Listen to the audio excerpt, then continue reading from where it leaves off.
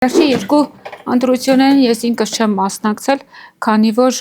կար խնդիր մատչելիության հետ կապված իմ տեղամասում, անմատչելի էր եւ ես իմ քաղաքացիական պարտքը չէի կարողանում կատարել։ Այս անգամ ես որոշեցի, որ քանի որ ես աշխատում եմ այն ոլորտում, որտեղ մենք բարձրաձայնում ենք մատչելիության խնդիրը, եւ ես որոշեցի, որ պետք է շարժական թեկահարտակներ աջակցող սարք որպես տեղափոխել իմ տեղամաս եւ կատարել իմ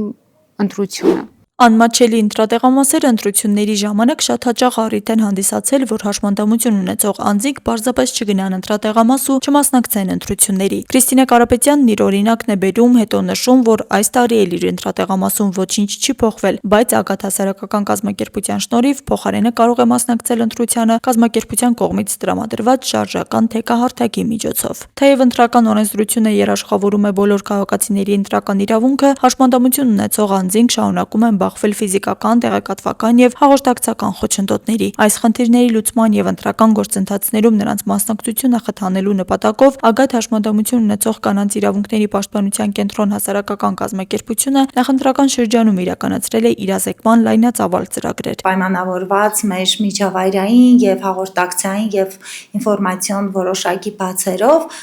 շատ դեպքերում տեղեկատվությունը հասանելի եւ մատչելի չի հաշմանդամություն ունեցող տարբեր խմբերի անձանց համար եւ դա էր հիմնական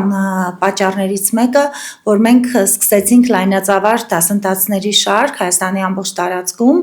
եւ պետք է նշեմ, որ մեր ծրագրերի արդյունքում 270-ից ավելի հաշմանդամություն ունեցող անձ է իրազեկվել եւ ոչ միայն ընտրական կարգի ընտրությունների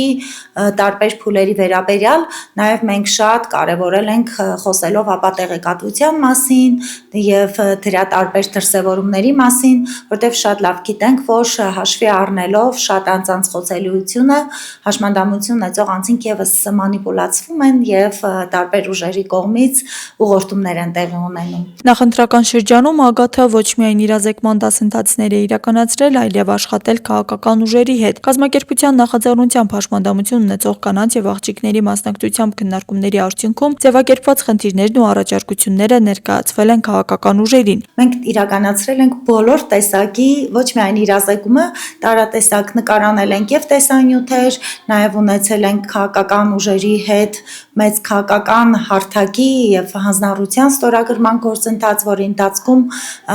ֆոկուս խմբային քննարկումից հետո հաշմանդամություն ունեցող կանայք եւ աղջիկները մատնանշել են, թե տարբեր ոլորտներում ինչ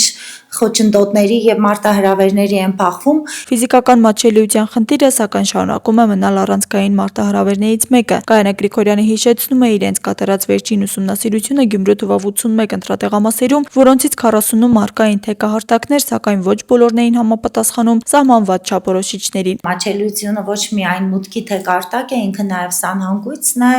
այնտեղ կամ տակտիլ սալիկներն են, որոնք պետք է լինեն չտեսնող անձանց համար, կամ ուղենիշներն են, որոնք պետք է ցույց տան որտեղ է գտնվում եւ այլն, լուսավորությունը եւ նույնիսկ մեր Գյումրիում 81 ընտրատեղամասերից 40-ում առկային թեկարտակներ, բայց դրանց ոչ բոլորն էին, որ համապատասխանում էին մատչելիության չափորոշիչներին։ Դրական փոփոխություններ այնուամենայնիվ կան վերջին տարիներին վերանորոգված եւ նորակառույց դպրոցներն ու հանրային շենքերը կառուցվում են մատչելիության չափորոշիչներին համապատասխան, ինչի շնորհիվ այս ընտրություններում նախորդ համապետական ընտրությունների համեմատ ավելի շատ մատչելի ընտրատեղամասեր կլինեն։ Եվ դա նշանակում է, որ նախորդ ազգային ժողովի ընտրությունների համեմատությամբ այս անգամ մենք ունենանք առավել շատ մատչելի ընտրատեղամասեր։ Կազմակերպությունը կարևորում է նաև այն հանգամանքը, որ հաշմանդամություն ունեցող անձինք ոչ միայն ընտրողներ լինեն, այլև ներգրավվեն որպես հանձնաժողովի անդամներ, դիտորդներ եւ վստահված անձինք։ Ընտրությունից առաջ իրականացված ծրագրերի հիմնական նպատակն ըստ Գայանե Գրիգորյանի այն է, որ հաշմանդամություն ունեցող անձինք կարողանան կատարել անկախ, գիտակցված եւ ազատ ընտրություն։ Աստղիկ Խաչատրյան, Խանով Անիսյան, այսօր։